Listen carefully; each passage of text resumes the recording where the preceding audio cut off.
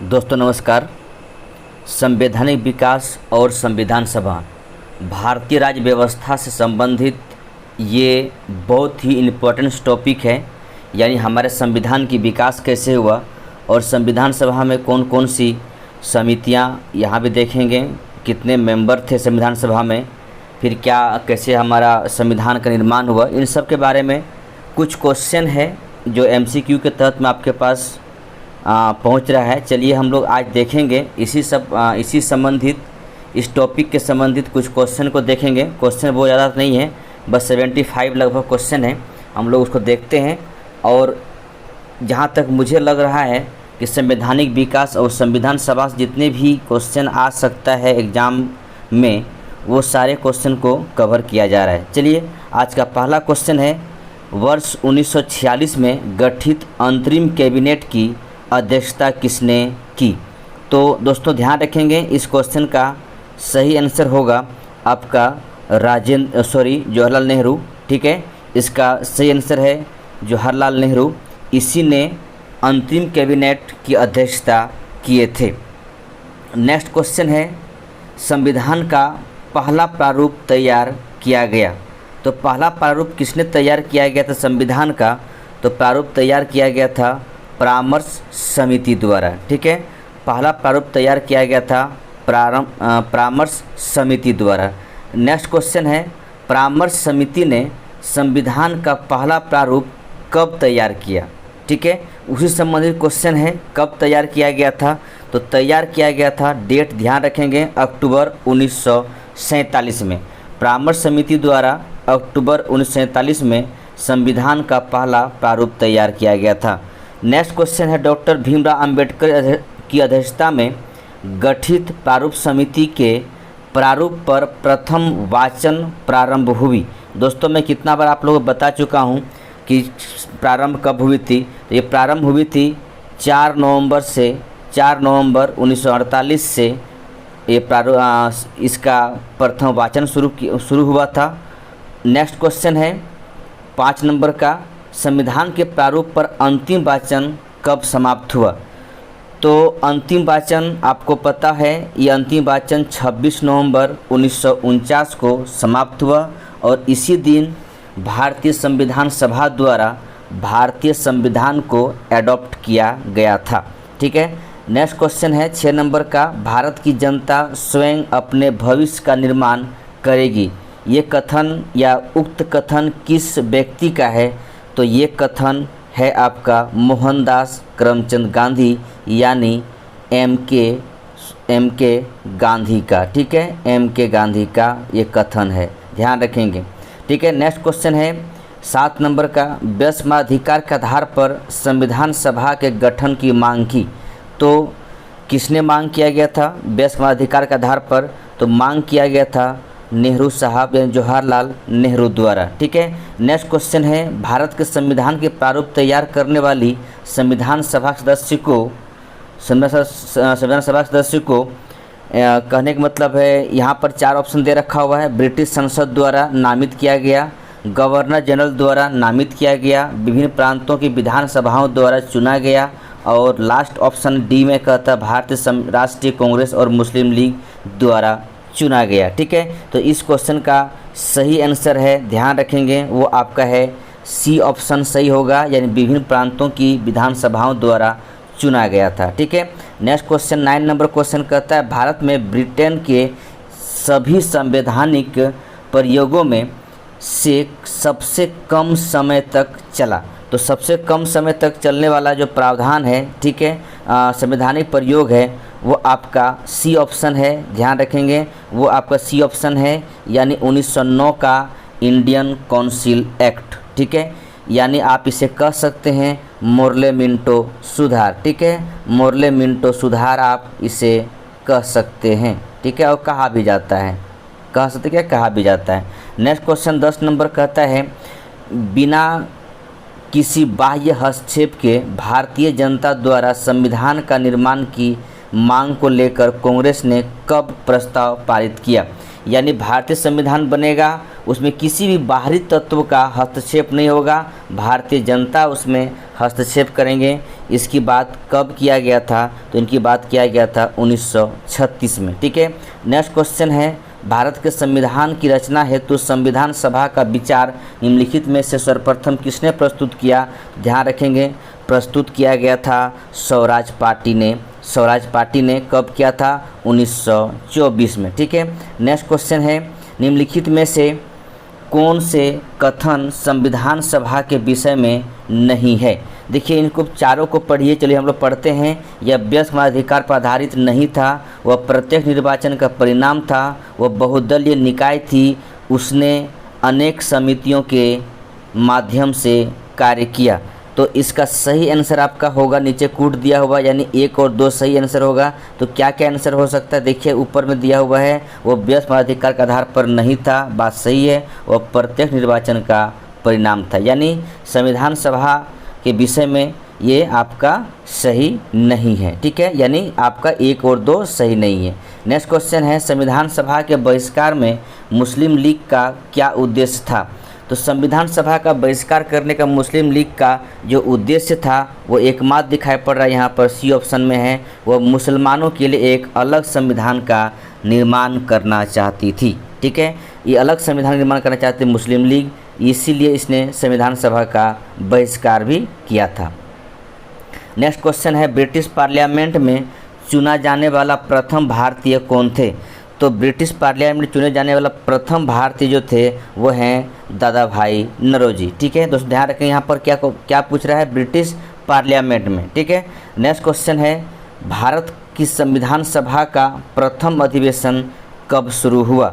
तो प्रथम अधिवेशन शुरू हुआ था, ये आपको मैं बता चुका हूँ कितना बार क्लास में, वो आपका 9 दिसंबर 1946 को। ठीक, तो नेक्स्ट क्वेश्चन है, डॉक्टर राजेंद्र प्रसाद को संविधान सभा का अस्थाई अध्यक्ष कब बनाया गया?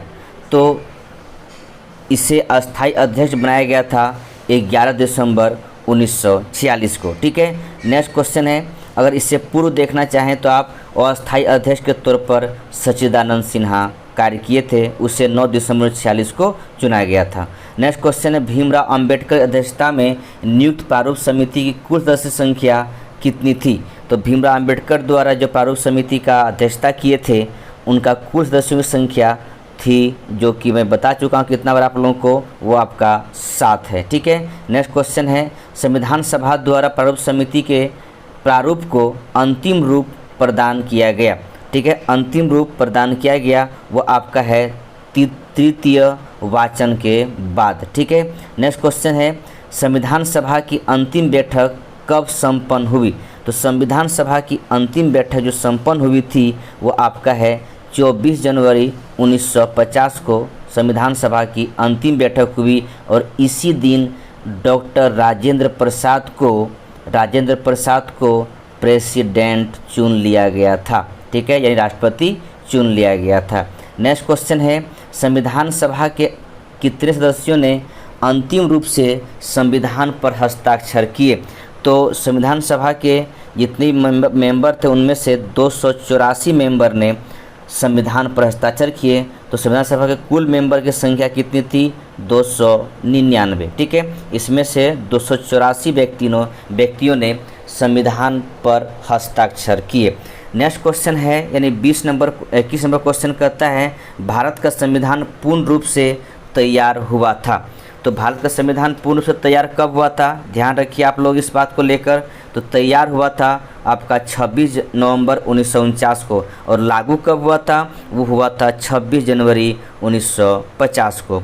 नेक्स्ट क्वेश्चन है, निम्नलिखित कथनों पर विचार कीजिए। कथन दिया हुआ देखिए, सब विचार कीजिए, इसके बाद हम इस पर आंसर पर आएंगे। पहले विचार कर लीजिए इस पर। पहला कहता है कि संविधान सभा ने अपना कार्य करना दिसंबर 1946 में आरंभ किया। ये आपको पता है। ठीक है, दिसंबर 1946 में आरंभ कर दिया गया था। इसके बाद दूसरा कहता है जवाहरलाल नेहरू संविधान सभा के अध्यक्ष थे। ठीक है, ये आपको डाउट फील हो रहा होगा कि संविधान सभा के अध्यक्ष थे या कि नहीं थे। चलिए 2 को छोड़ते हैं, तीसरा पर चलते हैं। संविधान सभा ने भारत का संविधान 26 नवंबर 1949 को अंगीकृत किया यानी एडॉप्ट किया, यानी ये भी आपका सही है। तो 1 और 3 सही है, ठीक है, 2 आपका सही नहीं है, ठीक है, सही नहीं है, यानी आपका ऑप्शन बी सही है यहाँ पर। चलते आगे क्वेश्चन 23 नंबर क्वेश्चन देखते हैं। निम्नलिखित कथनों पर विचार कीजिए, इन कथनों पर विचार कीजिए। थोड़ा क्वेश्चन यहाँ टफ है और आराम से इसको विचार कीजिए इस कथन पर। तो देखिए पहला आपका कहता है, भारत ने 15 अगस्त 1947 को डोमिनियन का दर्जा छोड़ दिया। गलत बात है, नहीं छोड़ा है, ठीक है। इसके बाद भारत की संविधान सभा द्वारा नए संविधान बनाने तक सन 1935 के भारत सरकार अधिनियम को संशोधित करके भारत का अंतिम संविधान बनाया गया था।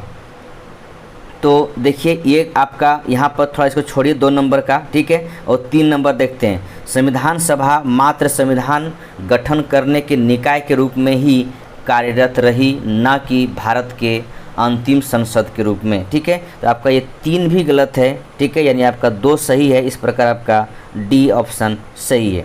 नेक्स्ट क्वेश्चन है, जवाहरलाल नेहरू ने अंतरिम सरकार की गठन किया। डेट आपको बताना है कब किया, तो आपका डेट आपका देखिए ध्यान रखेंगे, सितंबर 1946 को अंतरिम सरकार के रूप में गठन किया था। नेक्स्ट क्वेश्चन है, मुस्लिम लीग ने संविधान सभा का बहिष्कार किस कारण से किया। तो संविधान सभा का जो बहिष्कार किया था मुस्लिम लीग द्वारा, वह कारण था, ध्यान रखेंगे, वो कारण था मुस्लिम लीग मुसलमानों के लिए अलग संविधान चाहती थी, ठीक है। नेक्स्ट क्वेश्चन है 26 नंबर क्वेश्चन कहता है, मुस्लिम लीग अंतरिम सरकार में शामिल हुई। कब शामिल हुई थी, तो शामिल हुई थी अक्टूबर 1946 को, ठीक है। नेक्स्ट क्वेश्चन है, जवाहरलाल नेहरू द्वारा गठित अंतरिम सरकार में शामिल होने के बाद संविधान सभा के प्रति मुस्लिम लीग का क्या प्रतिक्रिया रही। तो मुस्लिम लीग का प्रतिक्रिया यही रही कि संविधान सभा में भाग नहीं लिया, ठीक है, संविधान सभा में भाग नहीं लिया, यानी आपका बी ऑप्शन सही है। नेक्स्ट क्वेश्चन है, किस दिन से संविधान सभा का अंतरकालीन एंट्रीम संसद के रूप में अविर्भाव हुआ। तो आपका सही इसका आंसर होगा बी, यानी आपका 26 जनवरी 1950 को, ठीक है। नेक्स्ट क्वेश्चन है, 1947 के पुनर्गठन के बाद 1947 में पुनर्गठन के बाद संविधान सभा के सदस्यों की शेष संख्या थी, यानी आप कह सकते हैं देश बंटवारा हो जाने के बाद संविधान सभा की कुल संख्या, संविधान सभा के सदस्यों की कुल संख्या कितनी थी। तो मैं बता चुका हूँ 299। मैं ये भी बता चुका हूँ कि 229 और प्लस 70 कहाँ से था, देसी रियासत से था, और 229 जो था वो ब्रिटिश प्रांतों से मेंबर के रूप में आए हुए थे। नेक्स्ट क्वेश्चन है, भारतीय संविधान इनमें से किसका सर्वाधिक ऋणी है, ठीक है, सर्वाधिक किसका ऋणी है। तो ध्यान रखेंगे सर्वाधिक ऋणी है सन 1935 का भारत शासन अधिनियम। दोस्तों मैं आप लोगों को कितना बार बता चुका हूं कि भारतीय संविधान जो है उसमें 1935 से 2/3 लिया गया है और विदेशों से 1/3 लिया गया, यानी एक बराबर एक संविधान का निर्माण किया जो भारतीय संविधान है। नेक्स्ट क्वेश्चन है, 26 नवंबर 1949 के दिन किसने भारत के संविधान को अंगीकार किया। तो किसने किया था, इस बात का ध्यान रखेंगे, वो आपका है भारतीय जनता द्वारा, ठीक है, भारतीय जनता द्वारा इसे अंगीकार यानी एडॉप्ट किया, ठीक है। नेक्स्ट क्वेश्चन 32 नंबर क्वेश्चन कहता है, भारतीय संविधान की अस्थायी अध्यक्ष कौन थे। मैं आपको कितना बार बता चुका हूँ, अस्थायी अध्यक्ष थे सच्चिदानंद सिन्हा, ठीक है। नेक्स्ट क्वेश्चन है 33 नंबर का, भारतीय संसदीय प्रणाली ब्रिटिश संसदीय प्रणाली से इस बात में भिन्न है कि भारत में ध्यान रखेंगे, भारत में आपका न्यायिक पुनर्विलोकन का प्रणाली है, यानी जुडिशियल रिव्यू का प्रणाली यहाँ पर है। ये इस बात से भारतीय संसदीय प्रणाली ब्रिटिश संसदीय प्रणाली से भिन्न है। नेक्स्ट क्वेश्चन है, संविधान सभा के लिए चुनाव कब निश्चित हुआ। तो संविधान सभा के लिए चुनाव जो निश्चित हुआ था वो डेट आपका है जुलाई 1946, ठीक है। नेक्स्ट क्वेश्चन है, भारत की संविधान सभा ने राष्ट्र ध्वज को सर्वप्रथम कब स्वीकार किया। तो राष्ट्र ध्वज को स्वीकार किया गया था 22 जुलाई 1947 को, 22 जुलाई 1947 को। नेक्स्ट क्वेश्चन है संविधान निर्मात्री परिषद की झंडा समिति के अध्यक्ष कौन थे? तो झंडा समिति के अध्यक्ष थे वो आपका ऑप्शन सी यानी जे.बी. कृपलानी। ठीक है, जे.बी. कृपलानी। कहीं कहीं झंडा समिति का अध्यक्ष के तौर पर राजेंद्र प्रसाद को भी लिया जाता है। ठीक है, राजेंद्र प्रसाद को भी लिया जाता है। तो यहाँ पर ऑप्शन आपका जो दिया गया है दोनों ऑप्शन में है, तो देख लीजिएगा। इस पर क्वेश्चन पर थोड़ा डाउट है तो आप लोग इस क्वेश्चन को सही से टिक कीजिएगा। ठीक है, नेक्स्ट क्वेश्चन है आपका नंबर 37 नंबर क्वेश्चन कहता है कि भारतीय संविधान सभा का प्रारूप समिति के अध्यक्ष थे तो कौन थे? आपको कितना बार बता चुका हूँ, अध्यक्ष थे भीमराव अंबेडकर। ठीक है, नेक्स्ट क्वेश्चन है 38 नंबर का, निम्न कथनों में से कौन सा एक सही नहीं है? एक सही नहीं है, ध्यान रखेंगे, बाकी सब सही है। तो इसका देखिए ए नंबर क्या कहता है, राष्ट्रगीत वंदे मातरम की रचना बंकिम चंद्र चटर्जी ने बांग्ला भाषा में की थी। ठीक है, बांग्ला भाषा में की थी, ध्यान रखेंगे। 38 नंबर का क्वेश्चन का ए नंबर सही नहीं है, बाकी सब सही है। ठीक है, बांग्ला भाषा में की थी ये कह रहा है, लेकिन बांग्ला भाषा में नहीं बल्कि इसकी भाषा जो है वो संस्कृत में ये किया गया था। ठीक है, इस भाषा के चक्कर में आपका ये नंबर गलत हो रहा है, बाकी सब सही है। नेक्स्ट क्वेश्चन है 49 नंबर का, राष्ट्र ध्वज की लंबाई और चौड़ाई का क्या अनुपात है? तो अनुपात आपका है, अनुपात जो है आपका वो 3:2 है। ठीक है, 3:2 है, ध्यान रखेंगे 3:2 है। राष्ट्र ध्वज के ऊपर से रंग है, तो ऊपर से कौन सा रंग है? केसरिया, सफ़ेद और हरा। ठीक है, नेक्स्ट क्वेश्चन है राष्ट्र ध्वज के चक्र में कितने स्पोक हैं, यानी वो आप कह सकते हैं जो आप कह सकते तिल्लियाँ कितनी हैं? तो तिल्लियाँ जो है आपको सब पता होगा, तिल्लियाँ जो है वो आपका 24 तिल्लियाँ हैं। ठीक है, 24 तिल्लियाँ हैं। नेक्स्ट क्वेश्चन है राष्ट्र ध्वज में हरा रंग किसका प्रतीक है? तो हरा रंग प्रतीक है आपका समृद्धि का। ठीक है, समृद्धि का। भारत का राष्ट्र चिन्ह कहाँ से लिया गया है? तो भारत का राष्ट्र चिन्ह लिया गया है सारनाथ स्थित अशोक स्तंभ से।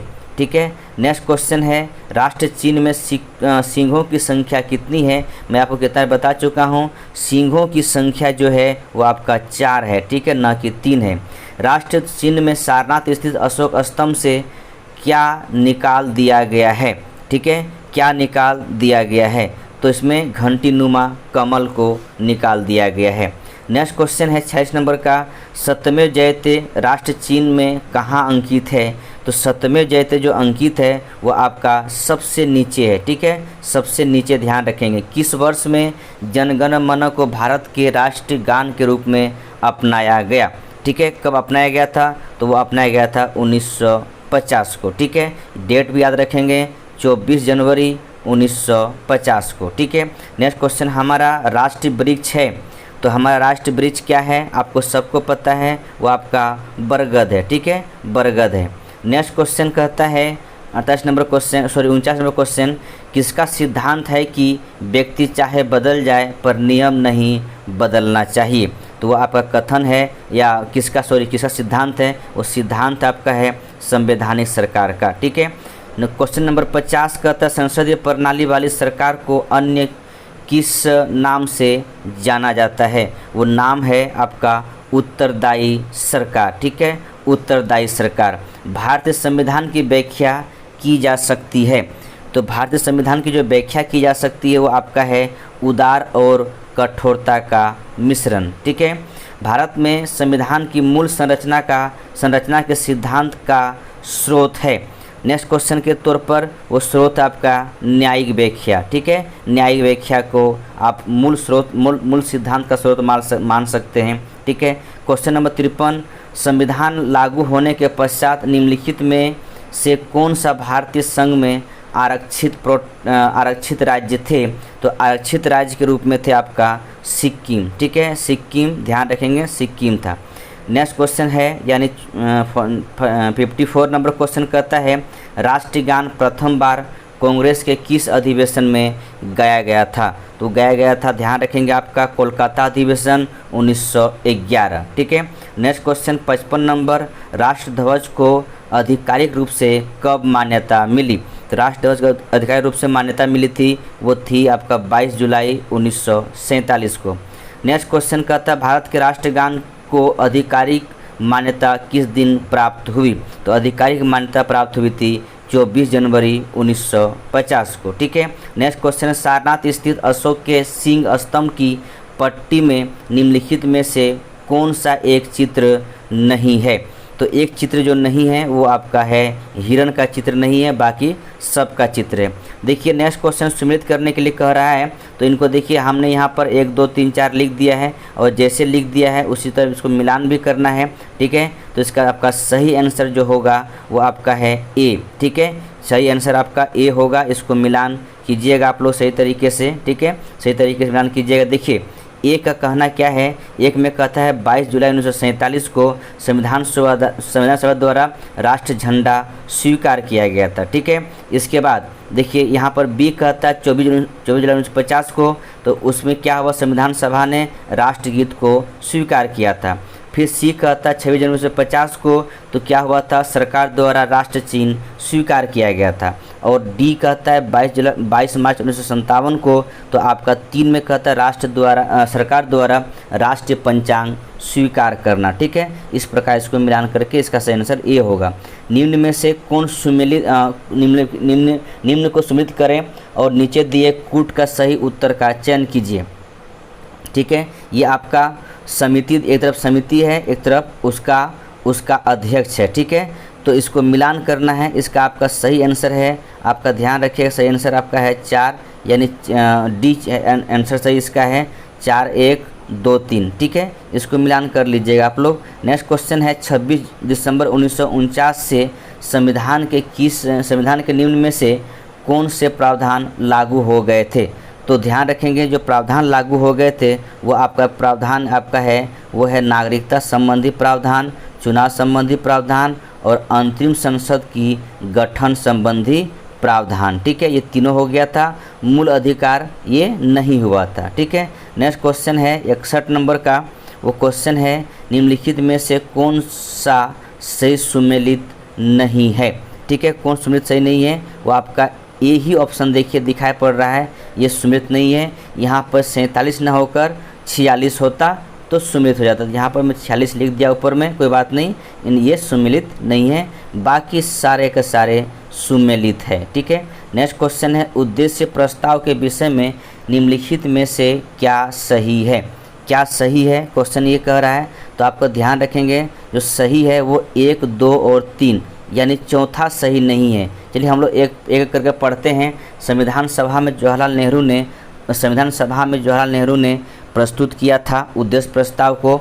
इसके अंतर्गत अल्पसंख्यक के न्यायोचित अधिकारों को उठाया गया था और 3 कहता है ये मूलभूत अधिकारों के निर्माण का आधार बना। ठीक है। नेक्स्ट क्वेश्चन है आपका निम्नलिखित में से कौन सा लक्षण भारतीय संविधान को संसार का सबसे बड़ा संविधान बनाने में योगदान नहीं देता? ठीक है, योगदान नहीं देता। ठीक है, तो इसका क्वेश्चन का आपका सही आंसर आपका है सी, यानी 2 और 4। तो देखिए 2 और 4 में क्या कहता है, यह संसद और राज्य विधानसभाओं के सदस्यों के अधिकार और विशेषाधिकारों पर कानून बनाता है। और 4 कहता है इनमें न सिर्फ मौलिक अधिकारों के विषय में विस्तार है बल्कि इन पर लगे निषेध भी विस्तार से दिए गए हैं। नेक्स्ट क्वेश्चन है कि भारतीय संविधान धर्मनिरपेक्ष राज्य की स्थापना करता है, इससे अभिप्राय है। तो देखिए इससे अभिप्राय आपका सही आंसर डी होगा। ठीक है, डी होगा, यानी 1 2 और 4। तो चलिए हम लोग यहाँ पर 3 को छोड़ देते हैं। ठीक है, 3 को छोड़ देते हैं, बाकी पढ़ते हैं। राज्य सभी धर्मों को समान मानेगा, बात सही है। सभी लोगों के विश्वास और उपासना की स्वतंत्रता होगी, ये भी सही है। और 4 में कहता है राज्य रोजगार के विषय में धार्मिक आधार पर किसी भी प्रकार का विभेद नहीं करेगा। ठीक है, ये सब सही है। नेक्स्ट क्वेश्चन है आपका नेक्स्ट 65 नंबर क्वेश्चन कहता है कि संविधान को अंगीकृत और अधिनियमित किया। ठीक है, किसने किया था? तो दोस्तों ध्यान रखेंगे वो किया था भारतीय जनता द्वारा। ठीक है, भारतीय जनता द्वारा ये सब किया गया था। ठीक है। नेक्स्ट क्वेश्चन है, एक सरकार के संघात्मक या एकात्मक होने का आधार क्या है? आधार यही है कि राज्य व केंद्र के बीच मध्य संबंध, ठीक है, मध्य संबंध। नेक्स्ट क्वेश्चन है, भारत में सरकार संघात्मक है क्योंकि ध्यान रखेंगे कि संविधान सर्वोच्च है और भारत में स्वतंत्र न्यायपालिका है, ठीक है, इसलिए भारत में सरकार संघात्मक है। नेक्स्ट क्वेश्चन है, निम्नलिखित में से क्या भारतीय संविधान को एकात्मकता प्रदान करते हैं? तो एकात्मकता प्रदान करते हैं, तो इसका आपका सही आंसर आपका देखिए यहाँ पर है, वो आपका केवल 3 है। तो इसका मतलब राज्य व केंद्र के लिए नया समान संविधान, ठीक है, एकात्मकता प्रदान करता है। संविधान निर्माण में मूल अधिकार और अल्पसंख्यक समिति में 54 सदस्य थे। इस समिति का अध्यक्ष कौन थे? तो आपका अध्यक्ष थे सरदार वल्लभ भाई पटेल।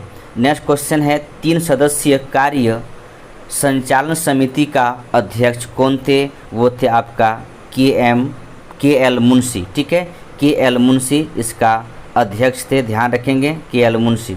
नेक्स्ट क्वेश्चन है, संविधान का प्रारूप किसने तैयार किया? तो तैयार किया था बी एन राव ने, ठीक है, बी एन राव ने। मैं आप लोगों को बता चुका हूँ कि भीमराव अंबेडकर साहब और बी एन राव दोनों ने मिलकर आज जो संविधान दिखाई पड़ रहा है, दोनों को मिला जुला असर है, मिला जुला दिखाई पड़ रहा है, ठीक है। नेक्स्ट क्वेश्चन है कि स्वतंत्र भारत के प्रांतों का संविधान बनाने के लिए संविधान सभा ने 25 सदस्यीय प्रांतीय संविधान समिति की स्थापना की थी। इसके अध्यक्ष कौन थे? तो अध्यक्ष थे सरदार वल्लभ भाई पटेल, ठीक है, सरदार वल्लभ भाई पटेल।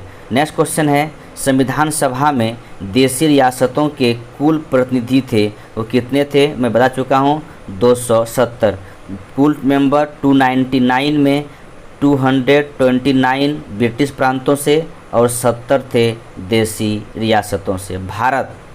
भारत क्या है? आपको पता है, गणतंत्र है और राज्यों का संघ है, ठीक है, राज्यों का संघ है और गणतंत्र है। और आज का लास्ट क्वेश्चन है, संविधान सभा में देशी रियासतों के 70 प्रतिनिधि थे। निम्नलिखित में से किस रियासत ने सर्वाधिक प्रतिनिधि संविधान सभा में भेजी? तो वो आपका है मैसूर, ठीक है, मैसूर। दोस्तों याद रखेंगे, संविधान सभा और संवैधानिक विकास से संबंधित ये एमसीक्यू था, इसे अच्छी तरह देख लीजिएगा। यह आपका एमसीक्यू बहुत ही अच्छा है और बहुत ही लाभदायक होगा। चलिए दोस्तों, आज के लिए इतना ही। थैंक यू दोस्तों देखने के लिए। और ये भी ध्यान रखेंगे कि अगर दोस्तों आज सब्सक्राइब ना किए हों तो सब्सक्राइब कर लीजिएगा और एक लाइक ज़रूर कीजिए। थैंक यू दोस्तों, जय हिंद, जय भारत।